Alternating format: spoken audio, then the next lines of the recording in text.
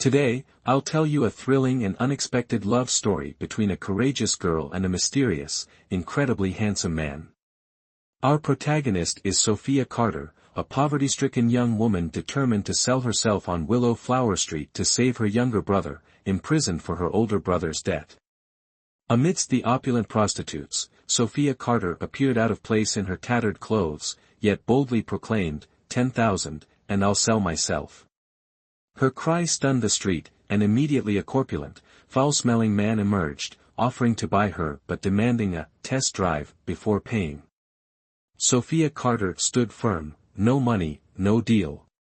The fat man, enraged, raised his hand to strike her, and just then, a mysterious figure appeared, a breathtakingly handsome man with an icy demeanor. This man, without a word, lunged forward, beating the fat man within an inch of his life. As a bewildered Sophia Carter tried to comprehend the situation, he tossed her a wad of cash and commanded, "Let's go." Just as she rejoiced, believing she had enough to save her brother, the handsome stranger pulled her into a car, refusing any refusal. Before she could understand what was happening, Sophia Carter looked at the man and asked who he was. He replied with a cryptic name, Ethan Storm. Sophia Carter's curiosity deepened, wondering why this handsome, wealthy man wanted to buy her and where he was taking her. Sophia Carter sat in the car, anxiety and tension etched on her face. It was her first time in a car, let alone a luxury one. She marveled at the soft upholstery, then noticed it was adorned with glittering stones. She reached out to touch them when her companion icily stated, "Don't touch those. They're South African diamonds." Sophia Carter recoiled, her mind reeling, thinking she'd encountered the kind of sugar daddy her older brother had spoken of. When Ethan Storm casually said, "We're going to my house," Sophia Carter shot up in alarm, her head hitting the car roof with a painful thwack. Her mind raced, wanting to scream, "No. I have to go back and save my brother." She yelled, pounded on the car doors as if trying to escape, but Ethan Storm merely raised a single eyebrow. "If you keep causing a scene, I'll take the money back." Sophia Carter instantly fell silent, sitting upright like an obedient schoolgirl. The car rolled on, passing a garden of vibrant red roses, a magnificent sea of flowers so beautiful Sophia Carter wanted to press her face against the window to admire them. But strangely, the sight of the roses made her dizzy and nauseous, forcing her to turn away and close her eyes. Ethan Storm noticed her discomfort, but she quickly shook her head and remained still, unwilling to cause further trouble. Finally, the car stopped before the Storm estate, a place that screamed unimaginable opulence and luxury at first glance. Sophia Carter gaped, exclaiming in astonishment, "Wow, I've never seen anything so beautiful in my life." The words were barely out before she received a razor-sharp glare from Ethan Storm for breaking the no-talking rule he'd imposed. As they entered, a line of servants bowed, addressing him as, "Young master," further surprising Sophia Carter. She thought she'd met a wealthy man, but it turned out he was the heir to a powerful family. While she was still reeling from the shock, Ethan Storm casually handed his coat to Arthur Finch, the head butler, and left Sophia Carter amidst a crowd of strangers. Arthur Finch politely approached Sophia Carter, inviting her to bathe and change. Clutching the 100,000, fearful of losing this lifeline, Sophia hesitated. Ultimately, she acquiesced, following them into a bathroom that stunned her with its snow-white walls, gleaming tiles, and an array of unfamiliar bottles. When a maid aimed the showerhead at her, Sophia Carter shrieked, "What are you doing?" The shower was a bizarre contraption, and the fragrant, pink liquid they called bath milk seemed unbelievably luxurious. Do rich people bathe like this, she wondered, a stark contrast to her usual bucket baths. After being thoroughly scrubbed, Sophia Carter was led to another room where Arthur Finch awaited, bowing respectfully and gesturing her towards a plush chair. His deference bewildered her. As Sophia Carter sat, Arthur Finch began his transformation. A towel draped over her head, followed by a powder puff that startled her into crying out, "What are you doing?" "Madam, I'm applying makeup," Arthur Finch patiently explained, adding that it was Master Ethan Storm's request, leaving Sophia Carter flustered and increasingly anxious. The final touch was a lovely pink, lace-trimmed dress. "What did you say? What's pretty?" Sophia Carter asked, bewildered. Arthur Finch led her to a mirror. Sophia gasped, barely recognizing the beautiful woman staring back, long, curled hair, a fair face, captivating eyes, all framed by the elegant dress. "Is that me?" she breathed, a mix of wonder and excitement, quickly sobered by the thought of her family's hardship. Arthur Finch presented Sophia Carter to Ethan Storm. His eyes flickered with momentary admiration before turning cold. "Oh," he said flatly. Arthur Finch playfully teased the seemingly embarrassed master, earning a sharp, warning glare. Only after Arthur Finch left did Sophia Carter dare to exhale. The dress was suffocatingly tight, the skirt so long she nearly tripped. Ethan Storm caught her just as she stumbled, their bodies pressed together. In that awkward closeness, he murmured, "You're beautiful," making her blush. But his next words shattered the spell, "So you're worthy of me." Sophia Carter recoiled, only to be trapped by Ethan Storm's hand against the door. He leaned in, his voice icy. "Understand this, I bought you. You're mine. My whole life is worth only 100,000. Sophia Carter asked, bitterness lacing her voice. "Yes," Ethan Storm confirmed, "it's just a business transaction." His words confirmed what she'd sensed upon entering Willow Flower Street, her fate was sealed by what he called money. Ethan Storm spoke with an air of authority. "Obey me, be my wife, and I'll pay off your brother's debts and ensure your 3 younger siblings live comfortably. But this sweet offer came with a condition: I won't love you, and you won't love me." Sophia Carter froze. A loveless marriage?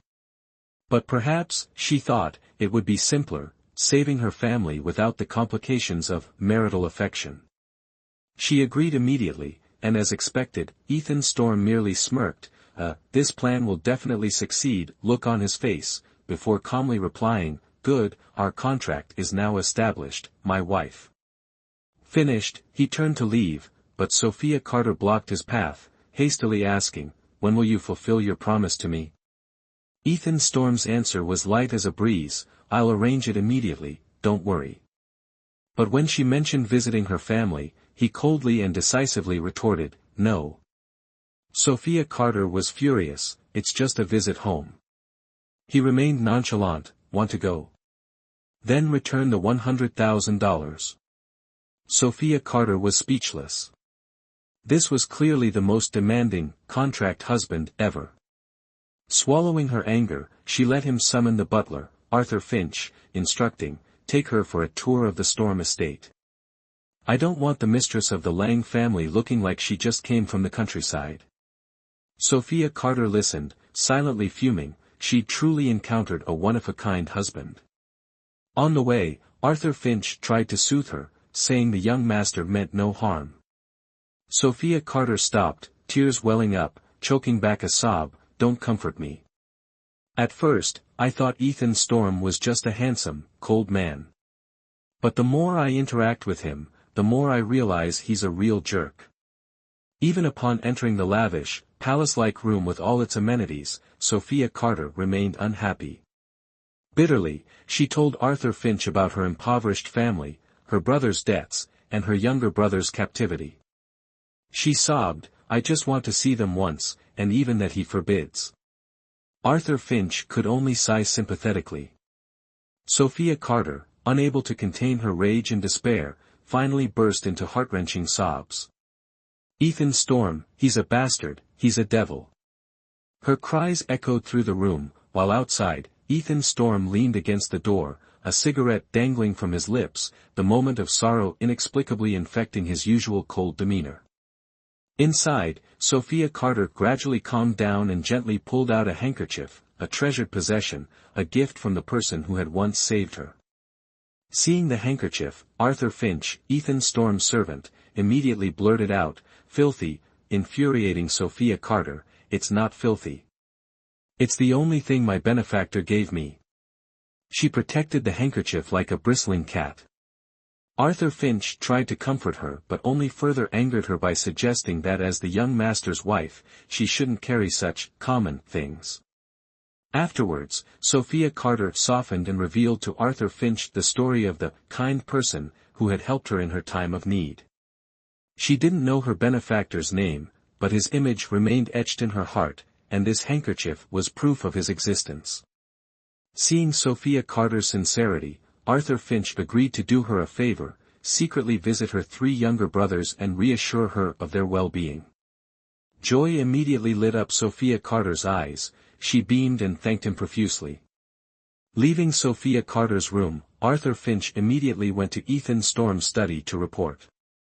After hearing about the handkerchief and the person in Sophia Carter's heart, Ethan Storm simply shrugged indifferently, figuring it was none of his business who she loved. However, Arthur Finch cautiously reminded the young master that this could be a problem. Ethan Storm just chuckled, "It doesn't matter. I bought her. That's enough. I never demanded she be mine forever." Finally, Arthur Finch inquired, "Might I find a moment tomorrow to visit Miss Sophia Carter's residence and assess the situation?" When Arthur Finch proposed visiting Sophia Carter's family, Ethan Storm instantly refused without hesitation. His reason? Tomorrow was his and Sophia Carter's wedding day. Ethan Storm delivered this news as if it were a trivial matter, but everyone knew the truth. For him, this marriage was the final step toward seizing control of the Storm Corporation. To achieve this goal, he was willing to marry a complete stranger without a second thought. As Arthur Finch exited the room, Ethan Storm fell into deep contemplation, his gaze fixed on a family photograph, a picture holding memories of a melancholic, insecure childhood. Looking at his grandfather's image, Ethan Storm seemed to murmur to himself, "I will marry, and that alone will be enough for you to entrust the Storm Corporation to me." This determination was punctuated by a fist slamming down on the table. For him, absolutely nothing could be allowed to go wrong tomorrow.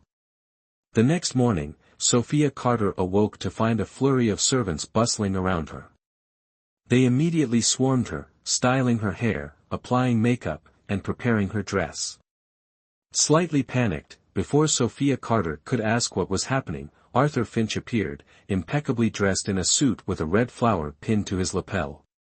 Seeing this astonishing transformation, Sophia Carter was bewildered, asking in confusion, "What are you all doing?" The servants, without hesitation, continued their work with whirlwind efficiency, combing her hair and applying powder without any gentleness, causing Sophia Carter to cry out in protest. Unable to bear it, she resisted, demanding of Arthur Finch, "Why are you tormenting me so early in the morning? Is that man trying to make things difficult for me again?" Arthur Finch calmly replied, "Not at all. Today is the day of your wedding to the young master. He simply wishes for you to look your most radiant." Hearing this, Sophia Carter's jaw dropped, leaving her speechless with shock. She knew this day would come, but she hadn't expected it so soon. She looked around, as if still in a dream, thinking to herself, her marriage of convenience was actually happening, and it was happening today. Before Sophia Carter could fully process the situation, she found herself swept into the most extravagant wedding in the city, attended by prominent figures, from powerful businessmen to famous celebrities. However, rumors spread quickly among the crowd, "I hear no one from the Lang family bothered to come, and he's marrying her and doesn't even know the bride's name." These whispers inevitably reached Ethan Storm's ears, causing him inner annoyance, though he maintained a composed facade.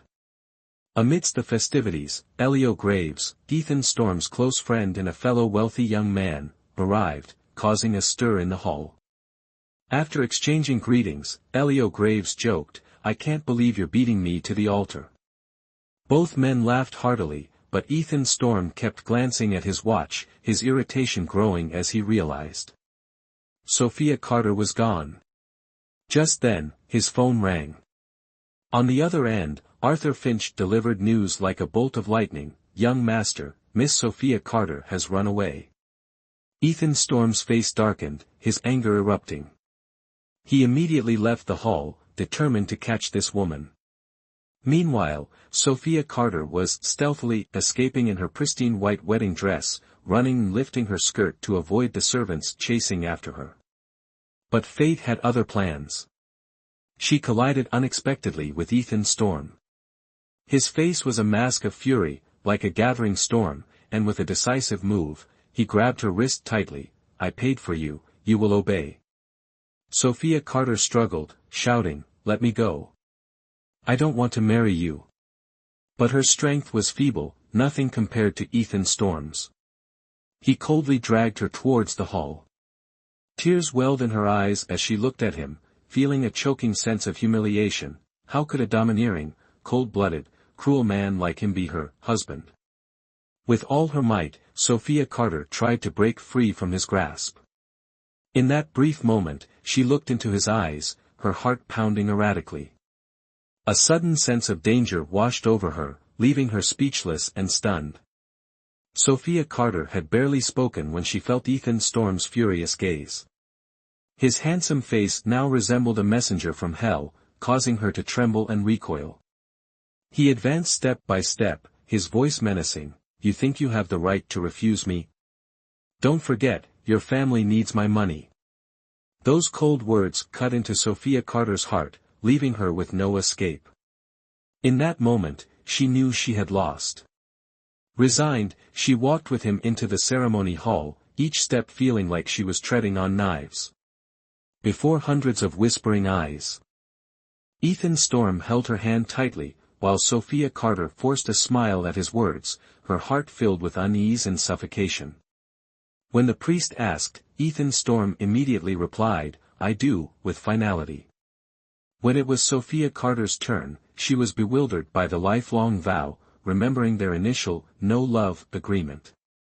Her pleading gaze towards Ethan Storm was met with a glare and a threat, "Say it, or else." 100,000 yuan. Terrified, she blurted out, "I do." She couldn't help but wonder if this vow of lifelong love would bring divine retribution. Finally, it was time for the ring exchange. Ethan Storm lifted the diamond ring, his tone still irritated. "Give me your hand." Sophia Carter obediently offered her right hand, but Ethan Storm barked, "The other one." He then forcefully pulled out her left hand to put on the ring, completing a wedding that anyone could see was a forced marriage. Ethan Storm, with grim determination, held Sophia Carter's hand, intent on putting the diamond ring on her finger despite it being stuck halfway. Sophia Carter's eyes teared up from the pain, and she cried out, but Ethan Storm ignored her, as if wrestling with the ring itself. The crowd was silent, some astonished, some curious, while the priest could only stare wide-eyed. After much struggle, Ethan Storm finally managed to put the ring on the poor bride's finger, his forehead beaded with sweat, looking immensely satisfied, while Sophia Carter could only grit her teeth and endure the pain. At the promised kiss, Sophia Carter stared blankly at the priest, then turned to Ethan Storm, her face filled with horror as if facing a nightmare. Ethan Storm didn't hesitate. He stepped forward, lifted her chin, and whispered in her ear, "Be good." He held her face firmly and placed a fleeting kiss on Sophia Carter's lips. This light but cold kiss jolted Sophia Carter awake, a surge of resentment welled up. She decided not to endure any longer and, slap. A resounding slap landed on Ethan Storm's face, silencing the entire hall. Everyone was stunned, even Ethan Storm froze, his eyes wide as he looked at the bride who had just slapped him at their wedding. While Sophia Carter was still in shock, wondering what she had just done, Ethan Storm suddenly smiled. He unexpectedly pulled Sophia Carter into his arms in front of hundreds of guests and explained, "That was my fault. I forgot to remind Sophia Carter that today is a Western-style wedding," so she was startled. Anyway, that was her first kiss. Ethan Storm's laughter faded, and the crowd erupted in murmurs, everyone thrilled by the unexpected and entertaining story. All present agreed it was the most dramatic wedding they'd ever witnessed. Ethan Storm turned, his gaze meeting Sophia Carter's with a knowing glint. "My apologies, Sophia Carter. If you're still upset, when we get home, I'll make it up to you. At those words, every lady present blushed, their minds conjuring indecent thoughts, while Sophia Carter stood dumbfounded, feeling dragged into a performance straight out of a complex romantic drama, both ludicrous and awkward. The crowd breathed a collective sigh of relief as Ethan Storm smoothly explained that the bride's blunder was due to shyness, and he, too, exhaled. Ethan Storm ended the charade with a warning glare at Sophia Carter, hissing through gritted teeth, "Just you wait until we get home." The gesture looked like a kiss on her cheek, but it was a threat only Sophia Carter understood. She recoiled, fear gripping her, unable to move under his tight hold. When the priest pronounced them husband and wife, the guests applauded thunderously, but Sophia Carter felt no joy. Ethan Storm wore a calculating smile, while she tasted only the suspicion of a conspiracy. After the ceremony, they left amidst the guests' incessant chatter. Whispers ranged from, "The bride must come from a powerful family to be chosen by the Storms," to, "I hear the fight for the Storm Corporation inheritance is fierce," and even, "No one from the Storm family attended the wedding." Elio Graves, Ethan Storm's close friend, was immediately surrounded by ladies, enthusiastically inviting him to parties and vying to set him up with their daughters. Elio Graves offered a gentlemanly smile, politely declining with the excuse of needing to focus on his studies, before making his escape. As he turned away, his smile vanished, replaced by a melancholic expression. Inwardly, Elio Graves envied Ethan Storm's freedom to choose and determine his own life, a privilege he'd never known. When everyone had left the hall, only Sophia Carter, Ethan Storm, and Arthur Finch remained. Sophia Carter bowed her head in apology, understanding that slapping Ethan Storm during the wedding ceremony was indeed a dangerous act. But Ethan Storm, in his fury, roared, "Do you think a simple sorry is enough? This marriage concerns my entire life. If you ruined it, can you bear the consequences?" Rage surging, he advanced toward Sophia Carter, but Arthur Finch quickly intervened, urging, "Young master, your face needs attention, it's quite swollen." Ethan Storm glanced at a mirror, seeing the red mark left by the slap, and muttered, "Ungrateful wretch." Sophia Carter timidly stepped forward, remorseful for her impulsive action, and boldly declared, "Hit me, do whatever you want. I'll take responsibility." Arthur Finch watched Ethan Storm anxiously, knowing his unpredictable temper when enraged, fearing he might lose control and actually strike Sophia Carter. After Arthur Finch's repeated attempts to dissuade him, Ethan Storm, his face burning with anger, finally came up with a punishment. But instead of a beating as Sophia Carter feared, he simply said, "Write down the Storm family motto for me, 100 times." Sophia Carter was stunned, and Arthur Finch nearly burst out laughing, thinking his young master had been remarkably lenient. But then, Sophia Carter wailed, her face crumpling as if sentenced to death, "I'd rather you just hit me." Ethan Storm and Arthur Finch were both stunned. They never expected Sophia Carter's reason to be so unexpectedly comical. She bowed her head and sighed softly, I can't read." Her words left Ethan Storm reeling. He gaped, as if confronting an unbelievable truth, an 18-year-old girl, illiterate. Finally, back at the Storm estate, Ethan Storm was still speechless and hadn't recovered. On one hand, he never thought he'd encounter a bride who couldn't read. On the other, he felt that if this matter were exposed, the Lang family's reputation would be endlessly mocked. So, he decided to entrust her to Arthur Finch for proper education, to become a refined lady, even though he knew the challenge would be considerable. Hearing this, Sophia Carter's face paled. She'd rather be beaten than learn to read, because for her, studying was truly a hard labor sentence. She never thought she'd have to bury her head in difficult, complicated words. But Ethan Storm's words, that if she didn't study, she shouldn't expect to see her family again, put Sophia Carter in a dilemma. Arthur Finch also felt that this task wouldn't be easy. Every day, he had to remind Sophia Carter to practice writing, while she didn't bother hiding her misery. For her, the letters were like scary monsters, but thinking about seeing Ethan Carter and her family again, she resigned herself to entering the arduous life of learning. So that night, in the splendid room of the Storm estate, the image of Sophia Carter struggling to practice writing under Arthur Finch's strict supervision created a tragicomical scene. Every letter she wrote was scribbled and distorted, and occasionally she could be heard lamenting, "This is no different from torture." Late at night, the Storm estate was still restless. In Sophia Carter's bedroom, she was staring in bewilderment at the pink lace nightgown that Ethan Storm had specially chosen. Arthur Finch, seemingly helpful and thoughtful, stood beside her, presenting the pretty gown as if it were an incredibly special gift, even offering to help her change. Sophia Carter immediately blushed, snatching the dress and locking the door to prevent any further assistance from Arthur Finch. It was a situation that made anyone blush and laugh.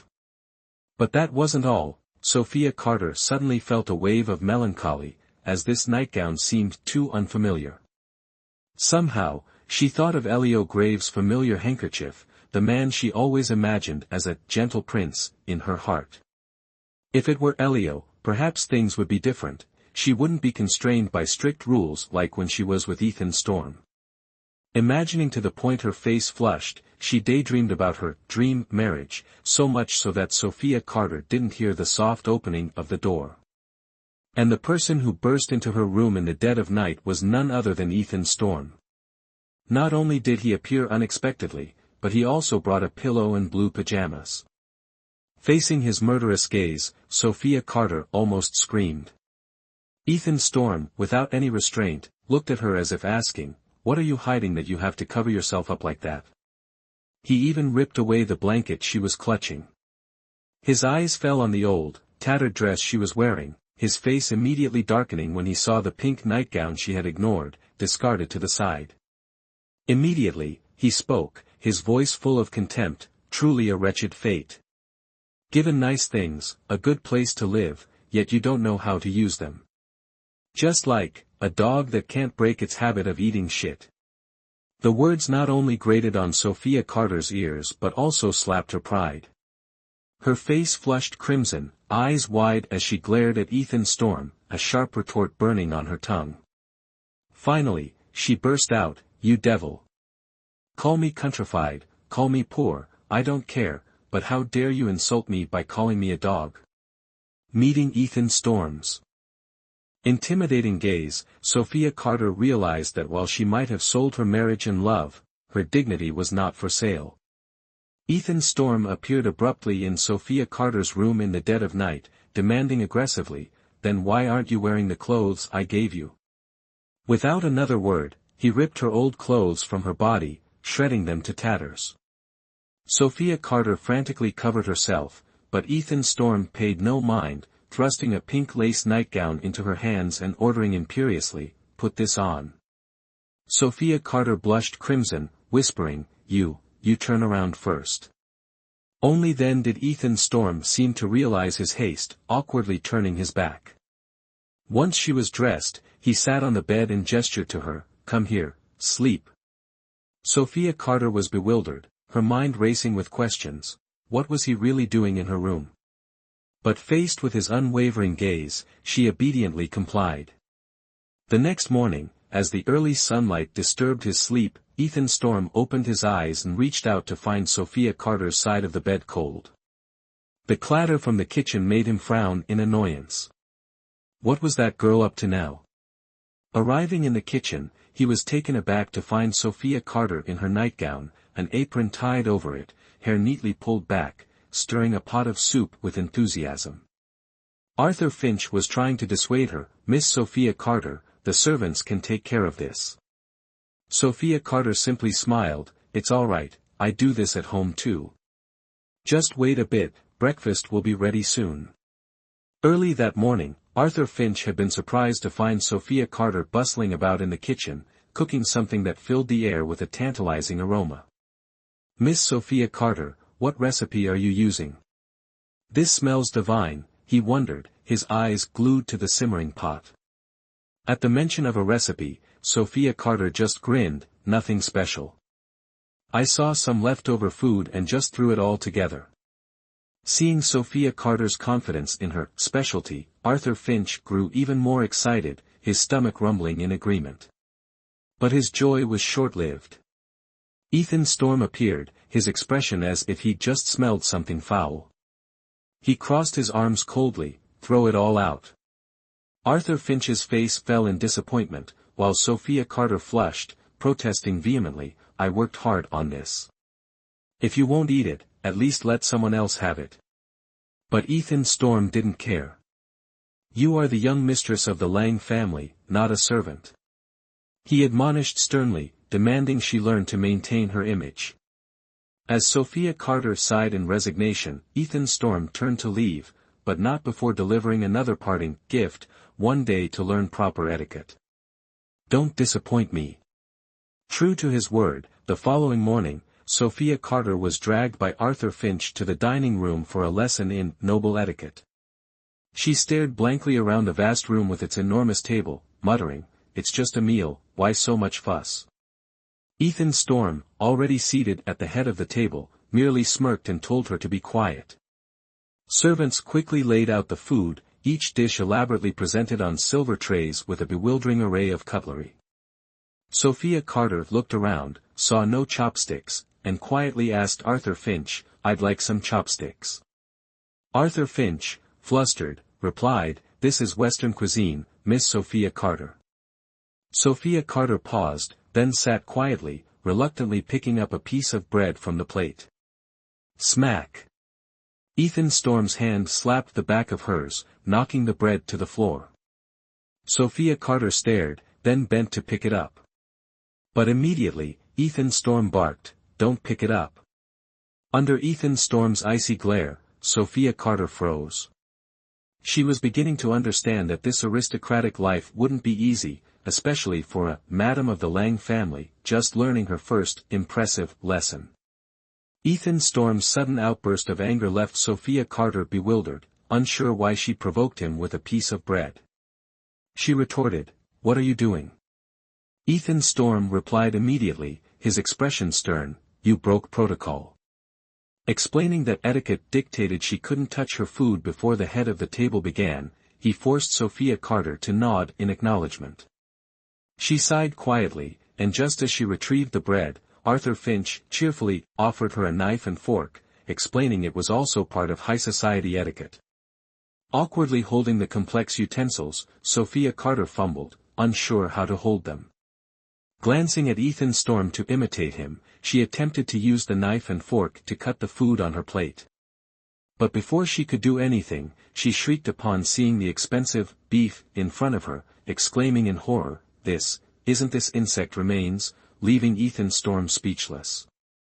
He angrily retorted, "Who told you this exorbitantly priced Matsusaka beef is insect remains?" Sophia Carter innocently replied, "My older brother. He used to say eating it would make me grow hair, so I always gave it all to him." Sophia Carter's answer left Ethan Storm with nothing to say but a curt, "Idiot." He stood and left, ordering Arthur Finch to properly train her, leaving Sophia Carter bewildered and lamenting the waste of the entire table of food. Meanwhile, back at Sophia Carter's home, the scene was as bleak as ever. But today, John Carter, Sophia Carter's older brother, had prepared a lavish meal for his younger siblings. Liam Carter, Ethan Carter, and Miles Carter looked at the hot pot eagerly, with Liam Carter innocently asking, "Is this beef, big brother? It smells so good." The aroma filled the air, but missing Sophia Carter made Miles Carter and Ethan Carter's hearts ache. While the two were grieving, the loan sharks suddenly burst through the door. With no time to react, John Carter pulled the children out the back door to escape, leaving the empty house with only the fragrant hot pot steaming on the table, a scene the confused creditors found upon entering. The loan sharks grumbled in frustration as they stared at the steaming hot pot, its aroma a taunting provocation. One growled, "Isn't this beef hot pot? That John Carter sure knows how to live it up. When this master catches him, he'll learn his lesson." Meanwhile, hidden in the shadows, John Carter wiped the sweat from his brow, only daring to breathe once they were gone. Miles Carter, looking at him worriedly, asked, "Big brother, haven't you paid back the $100,000 yet?" John Carter just chuckled coldly, full of confidence, replying, "What's the rush? I can't hand over $100,000 that easily. Who knows, I might even be able to make it grow." When Liam Carter anxiously inquired about their next lodging, John Carter casually proposed a bold plan: "Why don't we go to Madame Wang's? She's close to me, she'll probably let us stay."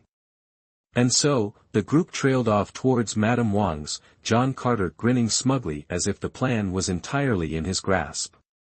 Meanwhile, at the Storm estate, Arthur Finch wasn't as relaxed as John Carter. Pacing back and forth, he sweated, contemplating the task of transforming Sophia Carter, an illiterate girl unfamiliar with aristocratic etiquette. Arthur Finch's anxiety solidified into resolve: "I am the young master's servant, I absolutely cannot fail him." But his churning thoughts were interrupted by Sophia Carter's arrival, arms laden with a heavy stack of books. Leading her to the drawing room, Arthur Finch gestured to the books and instructed, "Place one on your head." Sophia Carter, bewildered, complied, and after her first step, the book promptly plopped to the floor. Each step became a cycle of stooping and retrieving, making her want to just ditch the whole stack. Arthur Finch added, "Walk naturally, relax, smile." Yet, every time Sophia Carter managed a strained smile, the book tumbled down again. Finally, she slumped to the floor, clutching a book, lamenting, "I'm just a poor, simple girl, why force me to do this?"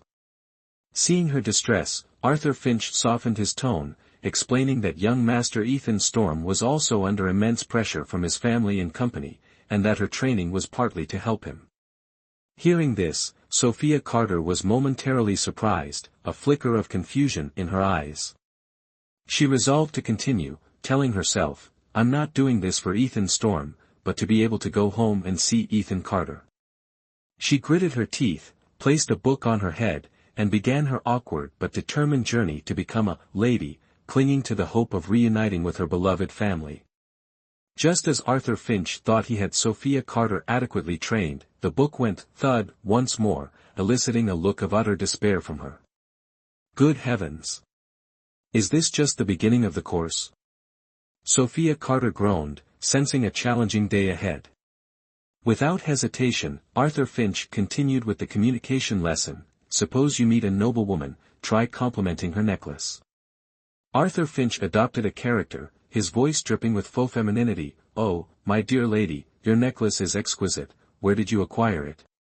Sophia Carter replied frankly, "Oh, Ethan Storm gave it to me." Immediately, Arthur Finch exclaimed, "No. You must say, my husband had it custom-made in Europe. Emphasize, my husband, and custom-made, to assert your status." Sophia Carter nodded dumbly, thinking to herself, "This isn't a ladies' finishing school, it's acting class." However, all plans were overturned when Ethan Storm unexpectedly returned home at 4 o'clock, drenched in sweat, startling Arthur Finch. After being informed that Jacques Nicolas, an important guest, was arriving that evening, Ethan Storm immediately headed to Sophia Carter's room to inspect the results. Facing Ethan Storm, Sophia Carter nervously hid her cherished handkerchief behind her back. But Ethan Storm quickly noticed. "What are you hiding back there?" he asked coldly, causing Sophia Carter to lower her head in fear. Finally, she revealed the handkerchief, her voice faint, "It's just an ordinary handkerchief." However, Ethan Storm's eyes sharpened when he spotted the embroidered Sun Y on the corner. He felt as if he had stumbled upon a deep secret. In his moment of distraction, Sophia Carter snatched back the handkerchief, her gaze filled with infinite tenderness as she looked at it.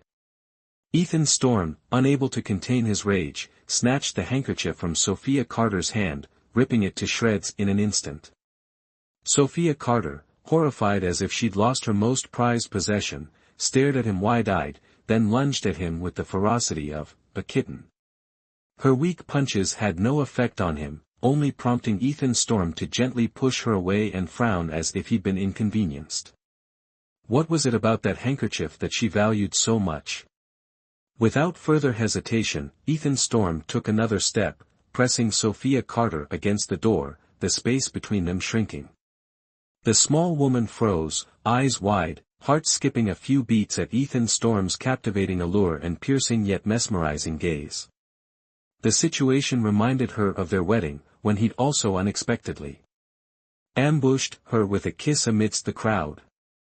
And now, he leaned in closer, almost coercively, commanding, "Look at me," before unexpectedly capturing her lips in a fervent kiss, as if trying to steal the very air from her lungs. Sophia Carter was stunned, but Ethan Storm's reason for the kiss was even more bizarre. It turned out the Storm estate was hosting an important foreign guest that evening, a Jacques Nicolas, a notoriously difficult man with a peculiar penchant for measuring love to assess potential partners. Ethan Storm insisted she had to display passionate love for him to impress Jacques, as if she were the unconditionally loving wife. Sophia Carter vehemently protested, but Ethan Storm's icy gaze retorted, "You are the woman I bought, you will obey me." His cold words left Sophia Carter speechless for a moment. As the reception hour approached, all the servants and Sophia Carter stood at attention, awaiting Jacques Nicolas' arrival. Ethan Storm didn't forget to give his final instructions, demanding that everyone serve the guest impeccably. Then, he turned to Sophia Carter, emphasizing, "Remember to act genuinely affectionate." The young woman's heart felt heavy as a stone, looking at Ethan Storm with resentment. The words he'd spoken to her before, once seemingly powerful and alluring, now felt like unwanted noise, only adding to her distress. Forced to play the role of Ethan Storm's loving wife, Sophia Carter frowned in annoyance, but tried to endure it nonetheless. Seeing Sophia Carter's sullen expression, Ethan Storm immediately raised his voice, as if afraid she hadn't heard him clearly. "Do you hear me?" Sophia Carter retorted curtly, ignoring his commanding tone. Seeing her defiance, Ethan Storm was so enraged he wanted to grab her and force her to face him, but thankfully, Arthur Finch intervened just in time. The loyal assistant advised, "Master, don't push it, it'll backfire." Like an unpaid psychologist, Arthur Finch further explained Sophia Carter's efforts to earn a visit home, leading Ethan Storm to grudgingly agree to let her off the hook, for now. The anticipation of the important guest, Jacques Nicolas, filled the air with tension. When the French guest arrived, everyone bowed their heads respectfully. Ethan Storm formally introduced Sophia Carter in French, leaving her bewildered and clueless. But when the tall, flamboyantly dressed, Monsieur Français, bent down to kiss Sophia Carter's hand, she shrieked as if she'd seen a ghost, thinking only, "How disgusting." Ethan Storm, flustered, apologized to the guest, pulling Sophia Carter behind him, trying to smooth things over. But as soon as the guest entered the house, he immediately turned and scolded her.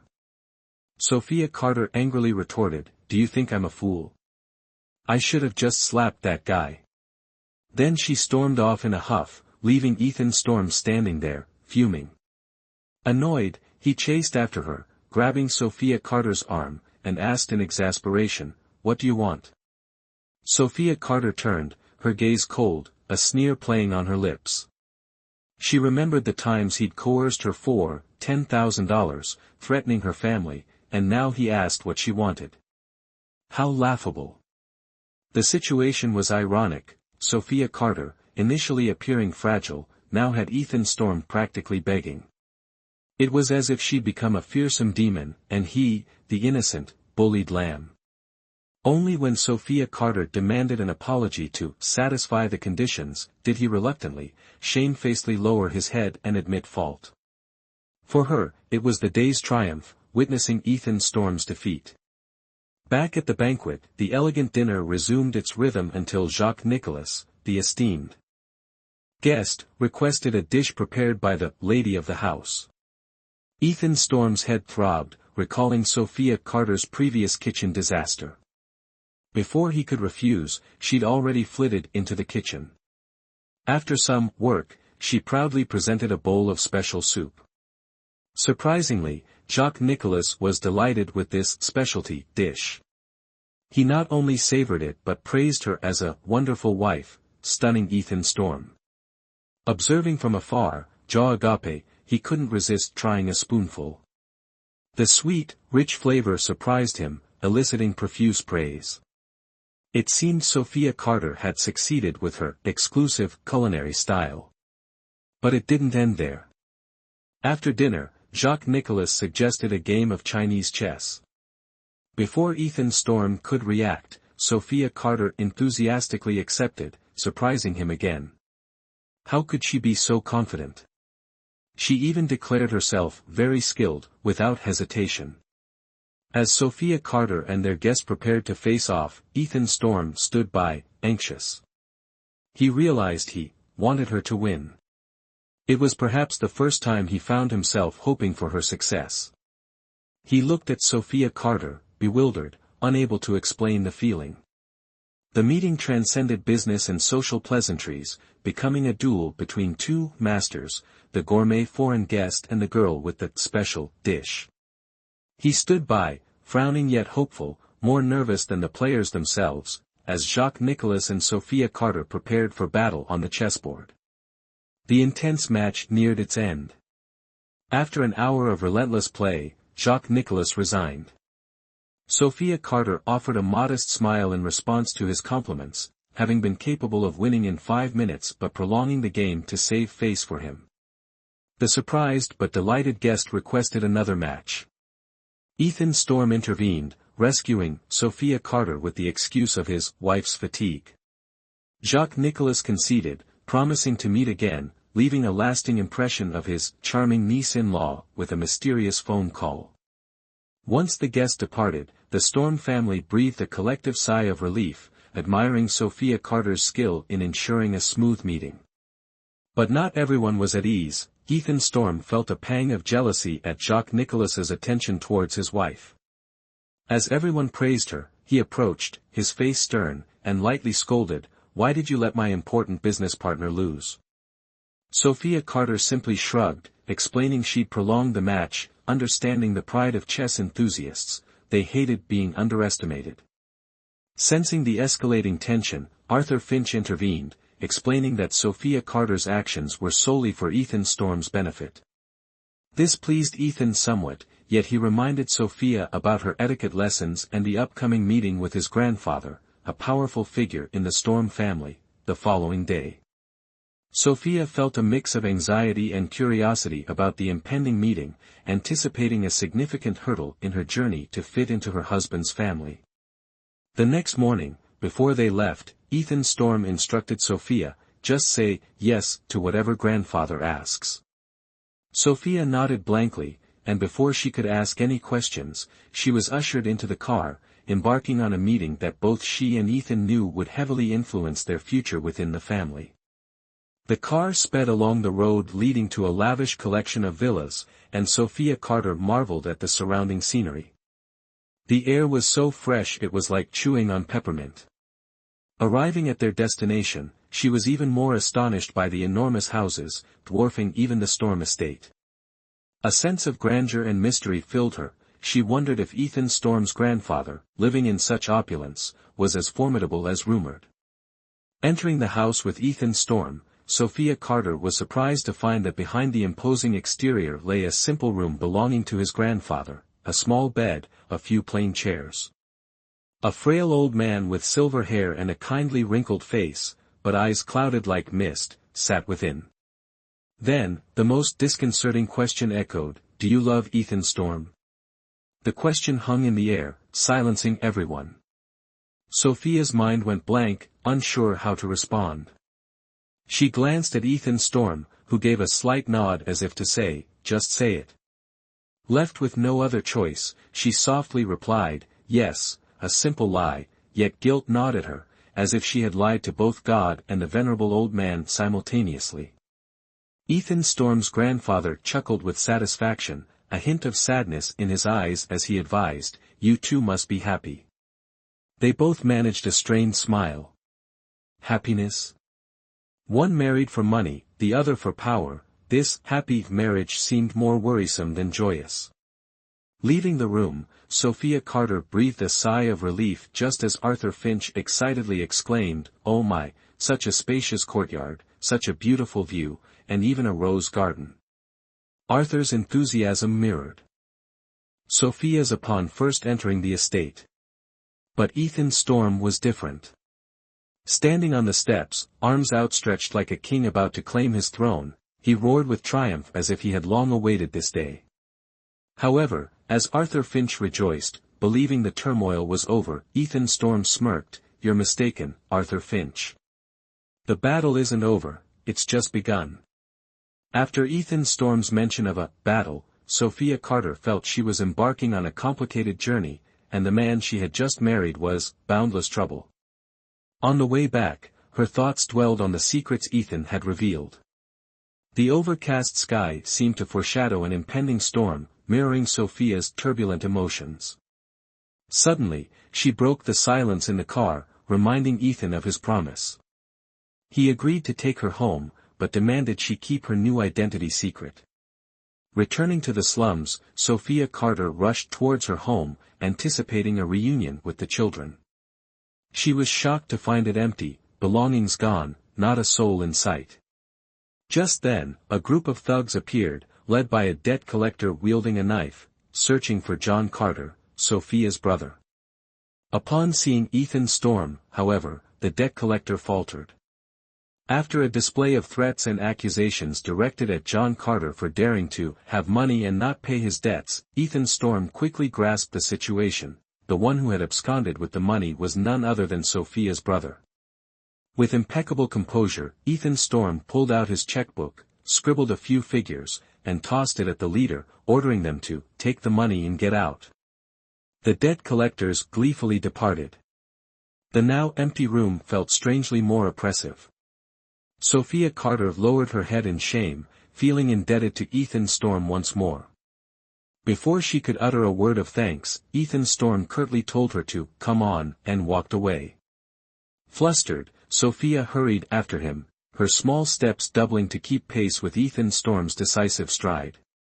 Though they had only run a short distance, Sophia Carter was already breathless, turning to look at Ethan Storm with a questioning gaze. Since leaving her old home, he had maintained a somber silence, as if the world was ending. Unable to contain her curiosity, she asked, "Do you regret the 100,000 TE?"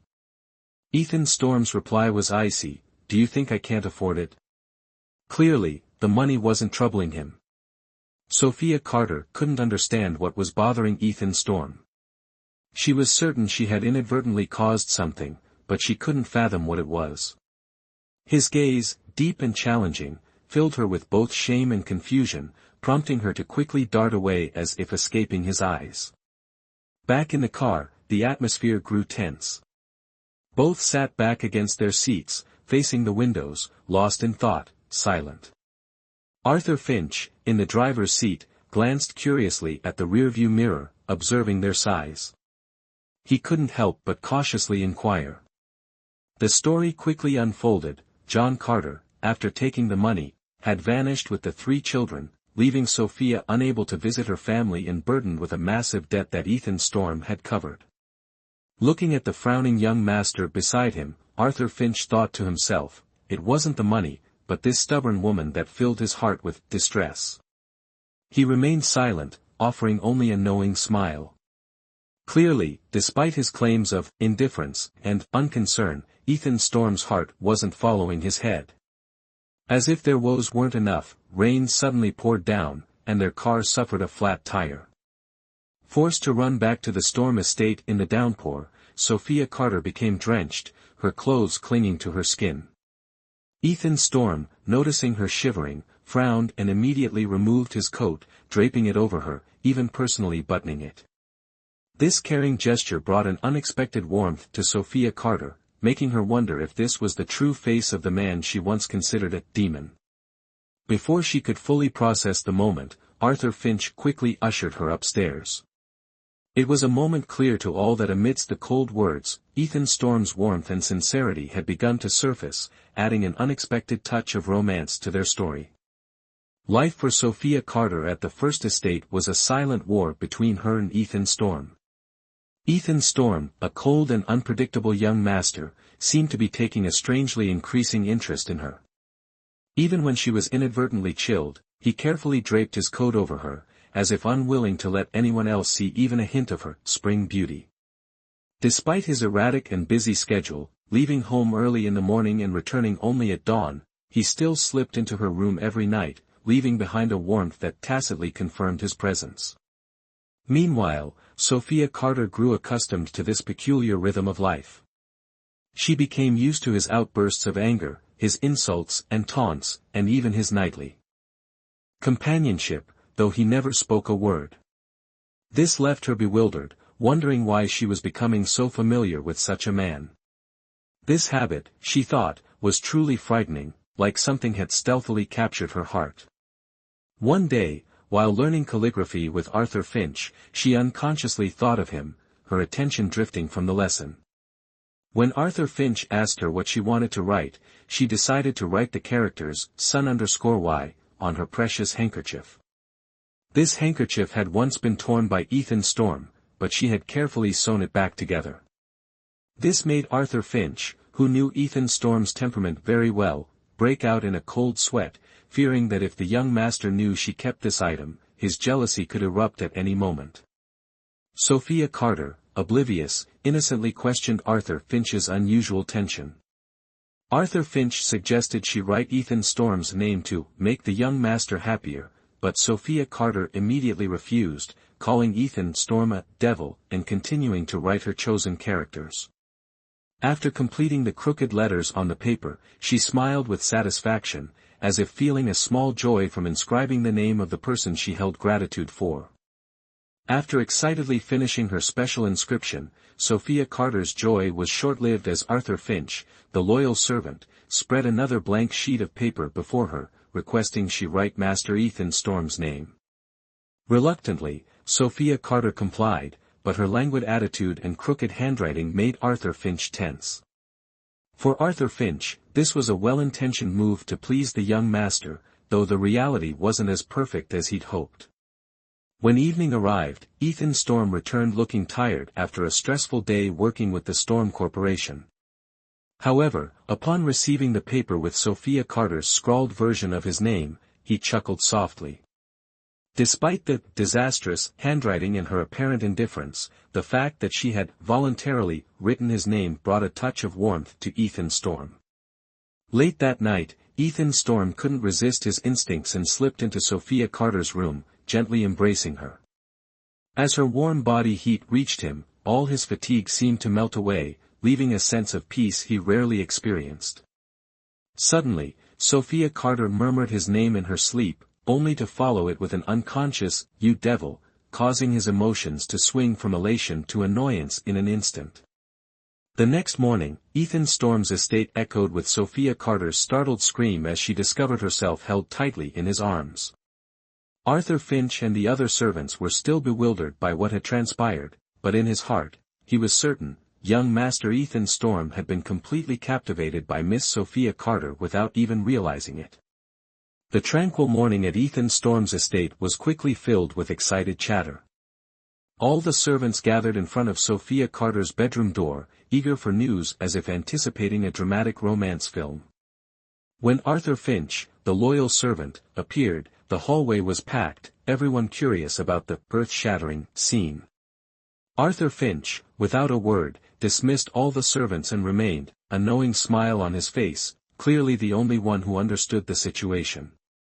Inside the room, Sophia Carter was still reeling from the shock of discovering the man who had just been lying next to her was none other than Ethan Storm, the young master she'd always considered a devil. Her eyes blinked rapidly, as if trying to confirm it for the 101st time, before she finally stammered, "What are you doing here?" Ethan Storm, however, paid no attention to her alarm, casually replying with a disdainful look, "It's not the first time I've slept next to you, why the surprise?" leaving Sophia Carter speechless. It turned out this young master had been, secretly, with her every night. Stranger still, today he announced, he was taking the day off. Good heavens, it was only Friday, and Ethan Storm, always the diligent worker, wasn't he supposed to be busy taking over Storm Corporation? Yet here he was, stubbornly demanding she make soup. And not only that, he ate 3 bowls with gusto, as if he'd been starving for a century, leaving Sophia Carter ladling soup while silently lamenting her fate. After the meal, Sophia Carter, as usual, had to study etiquette and practice writing with Arthur Finch. But today, young Master Ethan Storm suddenly appeared in the living room, holding a newspaper, but his eyes kept glancing toward Sophia Carter. His authoritative gaze was like a powerful magnetic field, making Sophia Carter's hand tremble as she held the pen.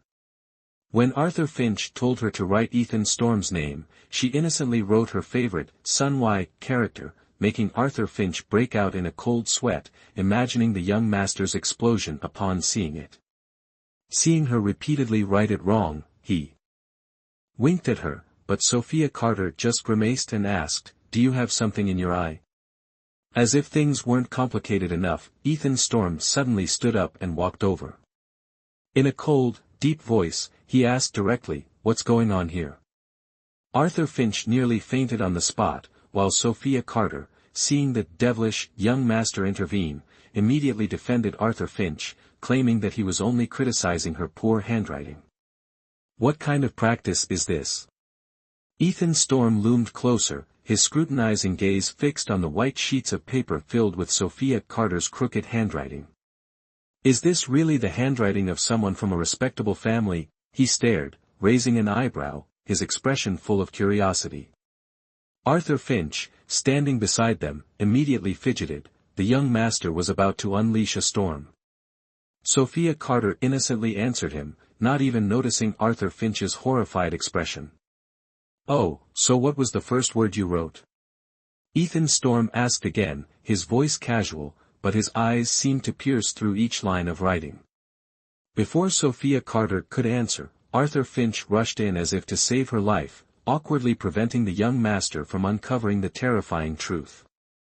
But Ethan Storm wasn't easily fooled.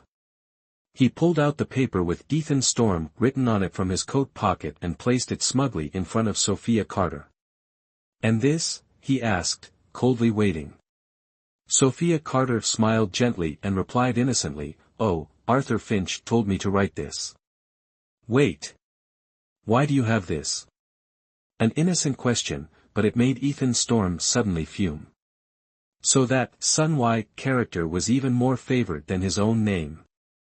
He turned his back in annoyance, not even bothering to look at Arthur Finch, and walked away with a "Storm's a Bruin" expression. Sophia Carter looked after Ethan Storm's retreating figure, puzzled, and asked, "What's wrong with him?" But no one understood better than Arthur Finch, the only one who knew how jealous the young master was over a strange name on Sophia Carter's handkerchief. He sighed inwardly, his matchmaking plan had just been completely derailed. After Ethan Storm vanished, a visitor promptly arrived, this time, Jacques Nicolas, an unexpected foreign guest in a refined suit. Sophia Carter was even more surprised to hear him speak fluent Chinese, a stark contrast to the previous alien language. Jacques Nicolas ceaselessly praised Sophia Carter's soup-making and chess skills, making her blush. Their pleasantries were short-lived, as Ethan Storm reappeared with an icy glare, inviting Jacques Nicolas to his study. He didn't forget to glance at Sophia Carter, leaving her bewildered and wondering, what is he planning? Just as she thought she'd have a moment to collect herself, the doorbell rang again. Sophia Carter opened the door and nearly stopped breathing when she saw Elio Graves, the man she always dreamt of as her Prince Charming, holding a vibrant bouquet, smiling warmly. She stood frozen, her heart pounding. The man she'd fantasized about was standing right before her. Her heart raced, her mind reeling with emotion. Meanwhile, from upstairs, a heated argument erupted between Ethan Storm and Jacques Nicolas, ending with Jacques Nicolas's booming voice dropping to an angry murmur before he stormed off. Despite his attempts to salvage the situation, Ethan Storm could only watch his partner leave in frustration. He turned to find Elio Graves waiting and quickly shifted his attention to his old friend, apologizing with a wry smile, "Sorry, you just witnessed an unpleasant scene." No one expected that from the moment Elio Graves entered, Sophia Carter's eyes would be glued to her Prince Charming. Noticing this adoring gaze, Ethan Storm, irritated, strode over to Sophia Carter, put his arm around her, and declared possessively, "This is my wife, Sophia Carter." Elio Graves shook Sophia Carter's hand, and the touch sent a jolt through her, like an electric shock. So, the man of her dreams was Elio Graves, and only now did she learn her, Prince Charming's, real name. Elio Graves looked at Sophia Carter, a flicker of recognition crossing his face as he softly said, "I feel like I've seen you somewhere before, on the main street?" She felt like she could float with joy. "Yes. I'm." But before she could finish, Ethan Storm swiftly covered her mouth, interrupting with a blatant lie, "Impossible. She lived abroad before we married." Elio Graves simply nodded, but his distant expression made it clear to Sophia Carter that the distance between her and her Prince Charming had grown immensely. As soon as Elio Graves turned away, Ethan Storm dragged her upstairs, slammed the door shut, cornered her, and lowered his voice menacingly, "Were you about to tell Elio Graves everything, hmm?" Sophia Carter froze but forced herself to stay calm, meeting his gaze directly. "Yes, I was going to tell him the truth." Her answer only deepened the chill in Ethan Storm's expression. He snorted, a smirk playing on his lips. "So, the sun white on the handkerchief was for Elio Graves. You're a dreamer, but don't forget, you're my wife now." Despite trying to avoid it, Sophia Carter couldn't deny the flutter Elio Graves had caused in her heart. Seeing her evasion, Ethan Storm's anger intensified. With a furious look, he grabbed her wrist and forcefully pulled her towards the bed. After a dizzying moment, Sophia Carter landed on the bed, while Ethan Storm stood over her, his expression resolute. Ethan Storm slowly leaned down, his sculpted face approaching Sophia Carter, his hands braced on either side of her, trapping her. His hot breath enveloped her, so close she could smell his familiar scent. He had come this close before, it made her tense and apprehensive. What was he about to do? "Get off me, you devil!" Sophia Carter screamed, shoving against him. But Ethan Storm didn't budge, his eyes filled with darkness. "Do you find me so repulsive? Would you be this unwilling if it were Elio Graves?" His jealous question choked Sophia Carter, a mixture of pain and anger rising within her. How could he think she was so easy? Forced to meet his accusing gaze, she averted her eyes, closing them and ignoring whatever he said. Finally, Ethan Storm pushed himself up, his eyes cold as he spat out a venomous sentence, "You're nothing but someone I bought." Then he turned and walked away, locking the door behind him, leaving Sophia Carter sitting stunned in the room. Realizing she was locked in, Sophia Carter pounded on the door, yelling, "Ethan Storm! What are you doing? Open this door!" From outside, his voice drifted in, cold and indifferent, "Stay in there until Elio Graves leaves." Ignoring her shouts and the pounding, he turned and walked away. Downstairs, Elio Graves leisurely sipped his tea, his relaxed demeanor and elegant bearing causing the maids to whisper admiringly among themselves. Each one gushed over his handsome features, until Arthur Finch had to scold them, causing the girls to quickly disperse. But when Elio Graves asked Arthur Finch, "Where's Ethan Storm?" the aloof young master appeared, showing no trace of his earlier jealousy, simply saying, "Sorry to keep you waiting." Despite sensing the distance from his friend, Elio Graves kindly inquired about Sophia Carter, only to receive a curt reply, "She's my wife, it's none of your concern." Elio Graves frowned slightly, aware something was amiss but unwilling to pry. Seeing it was getting late, he excused himself, maintaining a polite demeanor towards Ethan Storm. Just as Elio Graves turned to leave, a loud crash echoed from upstairs. The noise was so loud that everyone jumped. Another crash reverberated through the house. Even Ethan Storm was startled, unsure what was happening upstairs. He only had time to utter a quick, "Excuse me," before hurrying up the stairs to see if his stubborn wife was causing trouble again. Like a whirlwind, Sophia Carter rushed down the stairs, breathless and disheveled, her image as the young mistress forgotten. She braced herself against her hip, gasping for air, then called out, "Elio. Mr. Elio Graves, are you leaving just like that? The longing in her eyes, straight out of a romance novel, made it impossible for Elio Graves to leave immediately. He gently stroked her hair, his voice as soft as sunlight. Yes, I must go. If she could, Sophia Carter would have reached out and taken his hand, but she was afraid of someone's jealousy. And then, seizing the moment, she dropped to her knees, bowing her head in thanks to Elio Graves with such sincerity that it nearly stopped his heart. Just as he bent down to help her up, bam!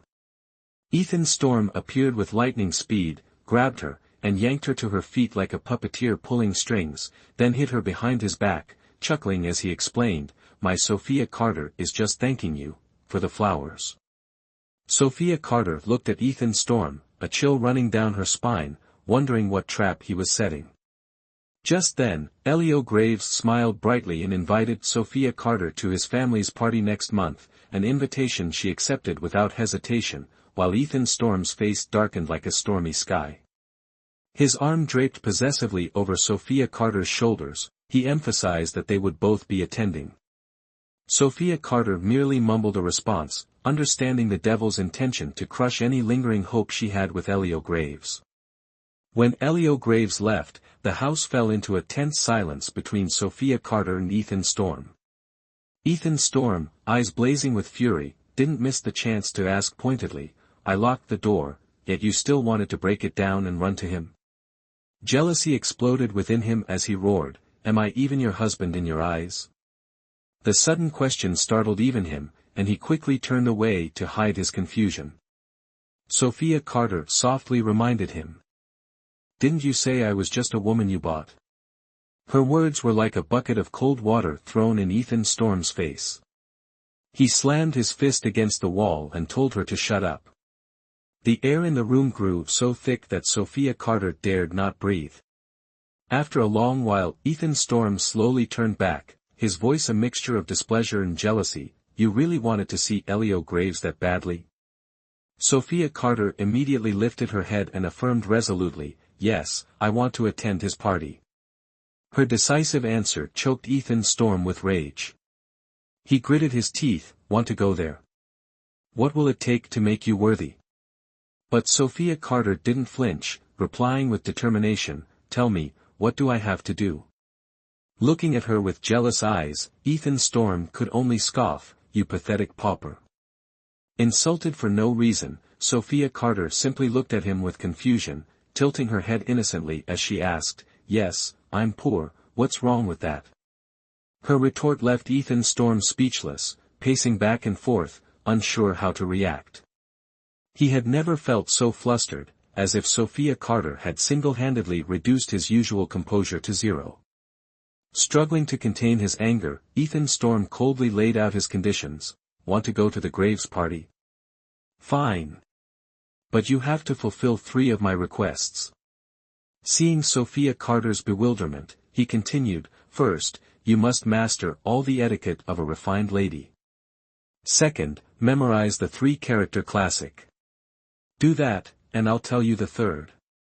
Sophia Carter suppressed a sigh, agreeing immediately even as the memory of past etiquette lessons made her shudder. "So, what's the third request?" she asked, but Ethan Storm only replied with a sinister smile, "Complete the first 2, and then I'll tell you."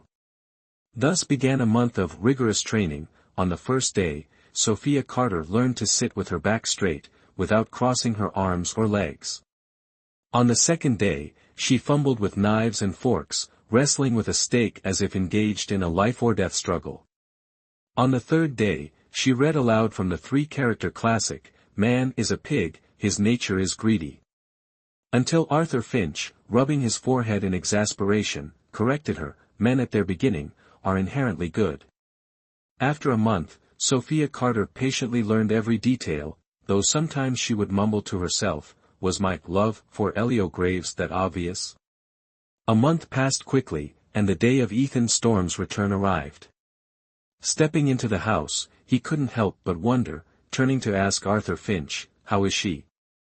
Seconds later, the click of high heels echoed from the second floor, drawing closer, and as he looked up, he saw Sophia Carter descending. His eyes widened in astonishment, unable to believe her transformation after the arduous, refined lady training. Who was this? Ethan Storm stared, dumbfounded. The woman gracefully descending the staircase, in a nude-colored gown that hugged her curves, her auburn hair neatly styled, it was undoubtedly Sophia Carter. The moment stunned him, a flicker of admiration and pride rising within him, until Sophia Carter stumbled in slow motion, shattering the romantic illusion. In an instant, Ethan Storm rushed forward, catching her in his arms just in time to prevent a comical and potentially painful fall.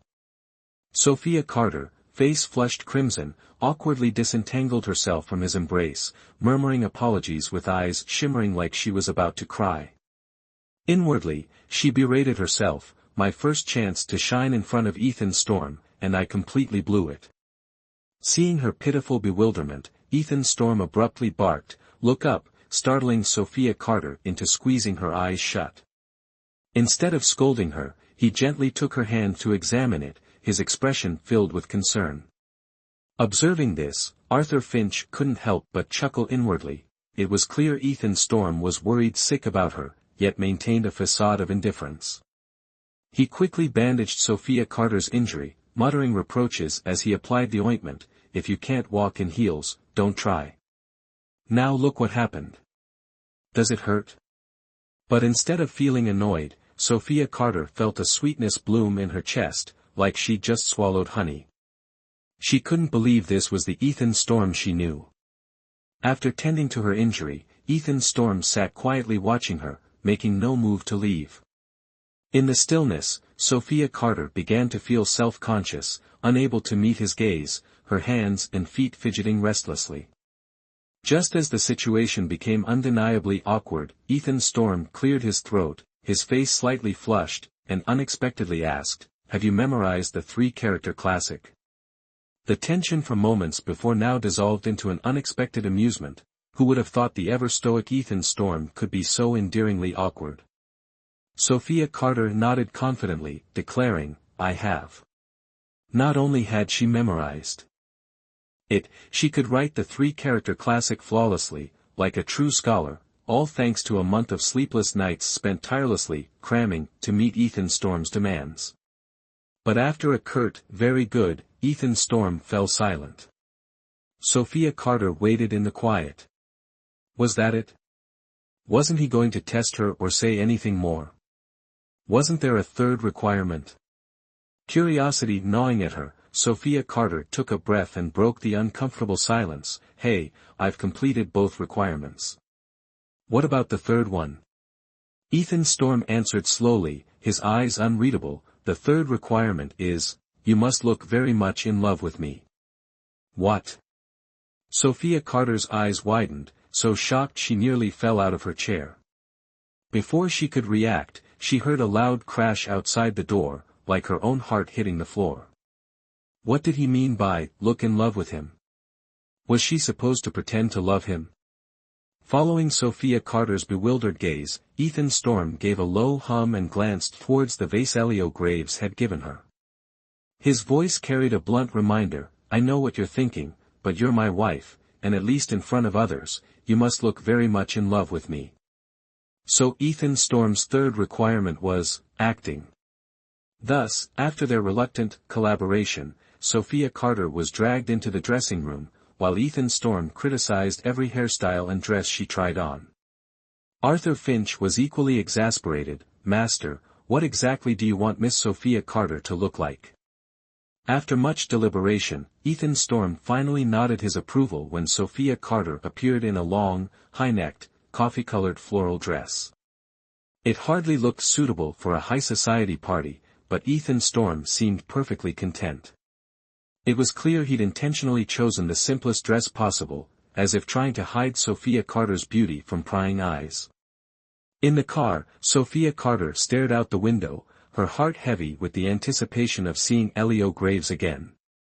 She tried to remain calm, but for some reason, every time she thought of Elio Graves, her emotions surged.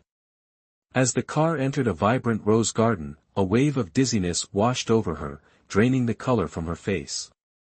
Ethan Storm glanced at her, worry etched on his face. "Are you all right?" Sophia Carter forced a smile, replying quickly, "I'm fine." But her pale face and dull eyes betrayed her. Her reassurance was a blatant lie. Ethan Storm, noticing Sophia Carter's dazed and listless demeanor, panicked. He reached out to feel her forehead, murmuring, "Strange, no fever." Her suggestion to turn back was immediately dismissed with a determined look. "No, we're not going back." She still had to meet him. Bluntly rejected, Ethan Storm could only scoff, his expression changing as quickly as flipping a pancake. Sophia Carter thought wearily, barely a few words exchanged, and he's already showing his displeasure. Men are such labyrinths. Then, when she tried to dispel the tension with an exclamation about the rose garden, Ethan Storm immediately switched to a mysterious, deep demeanor, recounting a romantic tale about Elio Graves' father missing his mother so much that he planted an entire field of roses. Hearing this, Sophia Carter felt a pang of sadness, her gaze distant. Finally arriving, Sophia Carter couldn't hide her astonishment at the sheer size of the Graves family estate as she stepped out of the car. Seeing her dumbfounded expression, Ethan Storm didn't miss the opportunity to lecture her, "Never seen a big house before." Sophia Carter could only lower her head and mumble an apology, swallowing her annoyance. Ethan Storm clasped her hand tightly under the pretense of keeping her from getting lost, but in reality, it was to maintain her role as his wife. Just then, Elio Graves appeared in the distance, greeting them enthusiastically with a bright smile, even going so far as to compliment Sophia Carter, saying she looked like a doll, making her feel like she was floating on air. Immediately, Ethan Storm wrapped his arm possessively around her shoulder, coldly declaring, "She's mine." The words were like daggers, both halting Sophia Carter's enchantment and reminding her of the agreed-upon loving wife charade. Sophia Carter clung to Ethan Storm's arm, remembering her role as the devotedly in love wife. Finally, Elio Graves invited them to wait in the living room while he fetched his parents, giving the actor couple a moment to breathe and prepare for their full marital performance before the prestigious Graves family gate. Sophia Carter sat down on the sofa, but was immediately corrected by Ethan Storm on the proper, high society wife posture. When she felt hungry and wanted to eat some fruit, Ethan Storm put on a show of thoughtfulness by peeling and feeding her grapes, leaving her both surprised and uncomfortable. While Sophia Carter was flustered, Elio Graves' parents appeared from the staircase. Elio Graves' father looked as dignified as his mother looked youthful and graceful, piquing Sophia Carter's curiosity. She had heard that Elio Graves' mother had passed away, so who was this woman? Elio Graves politely led them to the lavish dining room. When Sophia Carter's gaze was drawn to a series of photos on the wall documenting Elio Graves' life from childhood to adulthood, Mrs. Graves perceptively asked if she liked the pictures. Sophia Carter tried to appear not too eager, but her attentiveness betrayed her. In particular, she spotted a rare photo of Ethan Storm as a child, unexpectedly innocent. Then Sophia Carter's eyes landed on a picture of a child who looked like an adorable doll. Just as she asked, "Who is this child?" the atmosphere shifted, Elio Graves became sorrowful, his father stern, and Mrs. Graves quickly changed the subject, pulling Sophia Carter to the dining table. She decided not to press further, telling herself, "What does the truth matter?" She was, after all, just the young mistress of the Storm family. At the dining table, as Sophia Carter admired the elegant, aristocratic teacup, Madame Graves smiled warmly, generously offering it to her as a souvenir. Before her embarrassment could fade, she blushed crimson when Mrs. Graves praised Ethan Storm as the ideal husband, both authoritative and more mature since his marriage. Ethan Storm, however, responded with a curt, expressionless remark, leaving his mother momentarily flustered. Undeterred, Mrs. Graves steered the conversation back to her son's marriage, suggesting Elio Graves should emulate the ideal man Ethan Storm. This remark, however, sparked Elio Graves' ire, causing him to abruptly stand and protest.